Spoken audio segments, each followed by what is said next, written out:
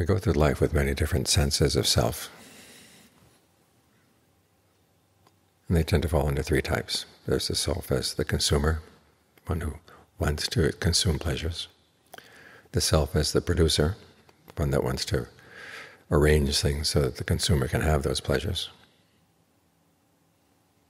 And then there's the reflective self, the one that watches the other two, decides how well they're doing, what they might do better. It's this third self that we're trying to develop as we practice. Trying to train it so that it has good standards, is fair. You can keep in mind the Buddha's teachings that it is possible to put an end to suffering. You don't just have to accept things as they are. But you do have to be demanding. This is the self that wants long-term happiness, and then judges how well your actions are going in that direction. We're talking about training the knower inside. Well, this is one of the functions of the knower, to look at things, and put you in a position where you can see things for what they really are, how they really act, what really is skillful, what's not. So that your powers of judgment get more effective and your standards get raised. Think of the Buddha, his standards were really high. Nothing less than absolute happiness, free from aging, illness, and death. Ask yourself, are your standards up to his? And if not, why not?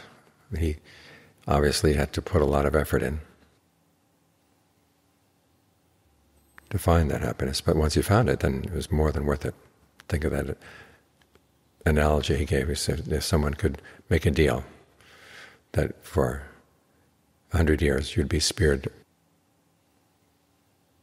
with 100 spears in the morning, 100 spears at noon, 100 spears in the evening, every day for 100 years. But at the end you'd be guaranteed awakening. He said it would be a good deal. And when you attained awakening, you wouldn't think that it had been attained with pain. So true happiness is possible. And if you really care for yourself, if you care for the consumer, you don't want to settle for anything less. Which means that you have to look at that producer, the part of you that's actually doing the path.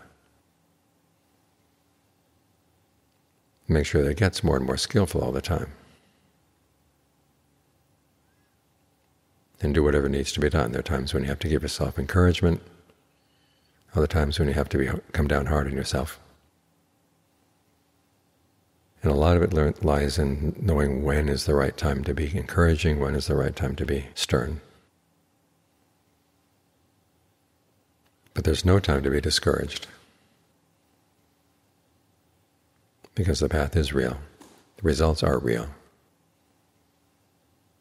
And it's a reality you don't want to miss.